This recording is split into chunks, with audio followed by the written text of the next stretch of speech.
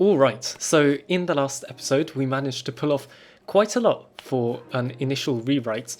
We implemented manifest parsing, so we were capable of interacting with the LuaRocks.org server. We also implemented some search functionality, which allowed us to actually traverse this manifest and see what sort of plugins are available.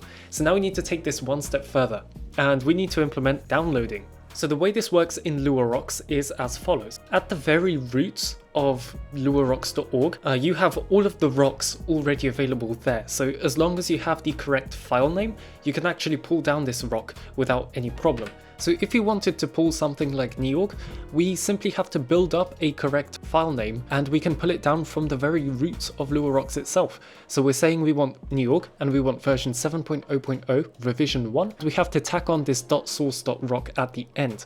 Now the source rock is a zip file. It's just fancily named, and the zip file contains both the rock spec, which defines dependencies and all of the metadata, as well as the actual code itself packaged in another zip inside. So if I hit enter here, you can see it wants us to pull down this source.rock. So let's take a look at this rock, let's take a look at the contents, and then let's try to convert that into code.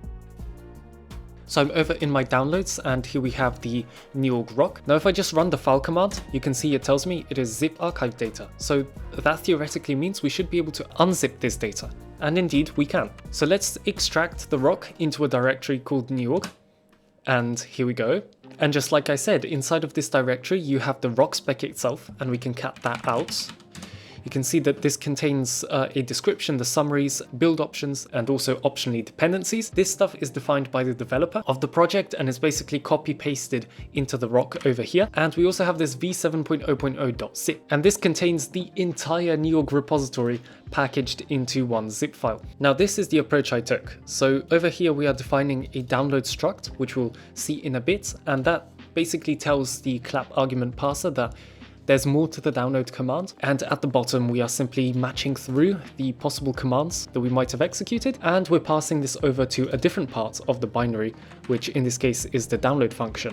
And the download function simply shells out to the library. So apart from all of these scary to-dos, the actual concept of downloading a rock is very simple. First of all, we take in a rock name at the top, and we also take in a rock version. Now the rock version is optional, as if it's not supplied, all we're going to do is we're going to ask the server what the latest version is. Now we are formatting a string here, which as you saw before is in accordance to the format that LuaRocks stores it in.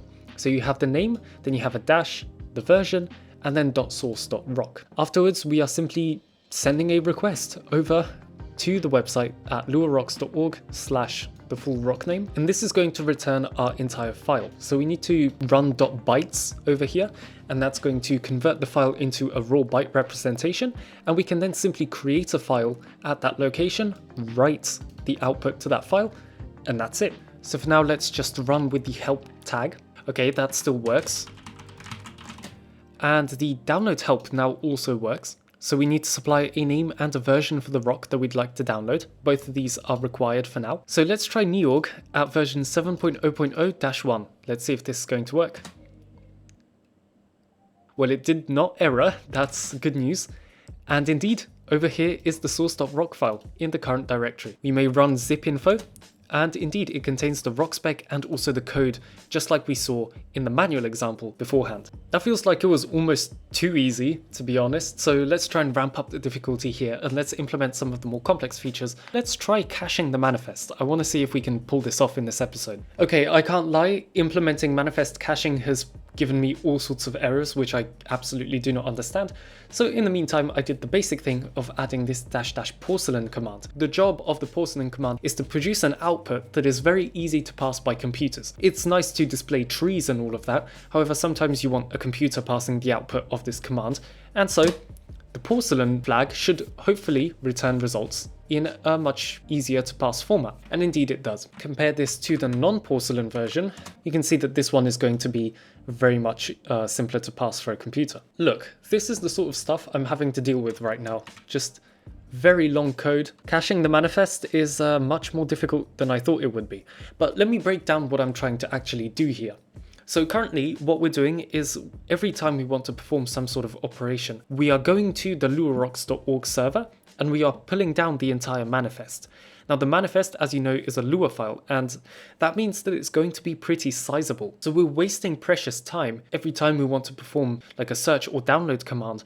We need to go to the manifest, pull down the entire manifest, which could be a megabyte or more, and then parse it. And only then can we perform operations on it. So it would be great if we could pull down the manifest once and then cache it somewhere locally on a disk drive, like for example in the .cache folder. Then instead of reaching out to the server every time, we can instead use the file. But now you have an interesting problem. When do you update the cache? So the way I solve this is either a genius solution or one that is going to break very quickly very soon. But what I'm doing is I am requesting the manifest, but I'm not pulling in the entire manifest yet.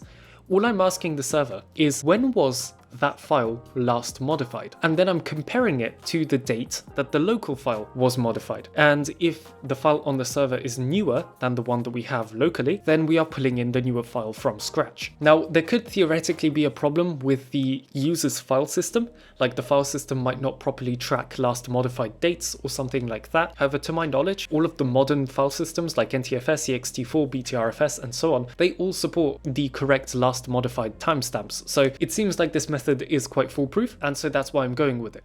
Right, it seems like the problem is in the codebase currently, because some parts of the codebase are simply providing luarocks.org, and then other parts of the codebase are supplying luarocks.org/manifest. I'm not sure why I didn't update the whole codebase properly, but so it seems like the manifest did get pulled in, but it's 0 bytes. That's not good. Okay, so for some reason removing the manifest helped, and indeed you can see the whole manifest is 1.8 megabytes, so every single time beforehand we were pulling in 1.8 megabytes from the web, which yeah, definitely isn't good. And one thing you'll notice is here I was running without a manifest, and so the command took 3 seconds, whereas here with the manifest already cached, it only took 1.1 seconds. So very impressive speed up, and I feel like it all works now. Indeed, it seems like the caches are properly being updated. Finally, I can explain all of the code. So let's explain what this code actually does and how it works. The first thing we do is we try to build up a manifest file name. And this manifest file name is what we are going to supply to the luarocks.org site in order to pull down our manifest. This is something you saw in the previous episode. Then after that, we are simply building up the URL. The URL by default points to luarocks.org / the name of our manifest. Now here's where the new bits come into play.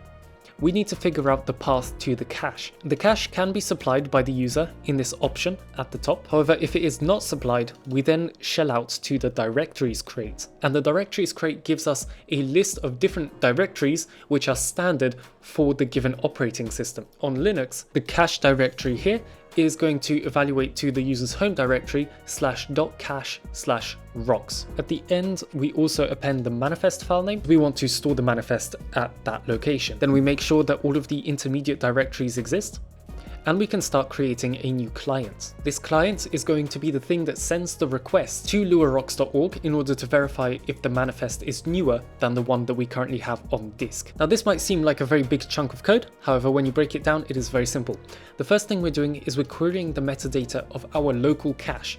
So we're asking the file system, hey, what sorts of data can you give me about this file? And what we're specifically interested in is the last modified date. So we're checking when our local cache was last modified. Afterwards, we send a request over to the server. In our case, this is luarocks.org, and we pull down the headers of the request. So the headers aren't actually the request itself, but rather it's metadata about the request. And pulling the headers is much less expensive than pulling down the entirety of the manifest. And then we simply get the last modified flag. Now the last modified flag returns a string that looks something like this. Of course, we need some sort of way to pass this date to be able to compare it to the date of our local cache. We use this crate called HTTP date, and we simply take the last modified value, convert it and pass it to this pass HTTP date function. That then returns us a time which we can compare using the greater than operation. And we do that down here. We check if the server's version of the manifest is newer than the one that we have on disk. And if it is, we pull in the new manifest using this .text command. We write it to the cache and then we return the manifest from the function. However, if the server's manifest is not newer than the one that we have on disk, then there's no point to pull in the entire manifest, and so instead we read our cache and return that. Now going back up top here, in the case that there is no metadata for the file, we can safely assume that the file therefore doesn't exist, because if it has no metadata, it doesn't exist. So we drop down over to this part of the code where we pull the entire manifest from the server from scratch, we write it to the disk, and then we return the manifest. All of this code boils down to making sure that we don't run this function unless we absolutely have to, because the .text is going to pull in the entire manifest, which is 1.8 megabytes. So by simply comparing the headers, we can basically ask the server, hey, is it worth it for me to even pull down data from you? Or should I just use the stuff that I have on my drive? And as you can see, the speed difference is quite massive. As soon as it starts running, it takes about a second to pass the entire manifest, and then that's it. Compare this to the old code, which would take at least 3 times longer. We can do some solid benchmarks later on, but that's not the point of this episode. So to recap, we implemented a download command that allows us to pull down a rock from the server, and we also implemented manifest caching. Okay, thank you so much everybody for watching. In the next episode, it's only going to get better and better. I would love to implement the unpack command in the next episode. So instead of us having to unzip the rock spec manually, we're going to make the rocks command do it for us. And maybe, if I'm lucky and if I have enough time, we could probably start implementing the install command as well. And at that point, it is basically the home straight to fully re-implementing LuaRock's capabilities, which is incredible. I was expecting this project to take at least a few months, but as you see, it's only a few episodes in, and by just exploiting all of the crates that currently exist, we can cook up something in no time. I hope you enjoyed. If you have any ideas for this rewrite, do let me know down in the comments. Thank you so much for watching. I will see you in the next one. Ciao!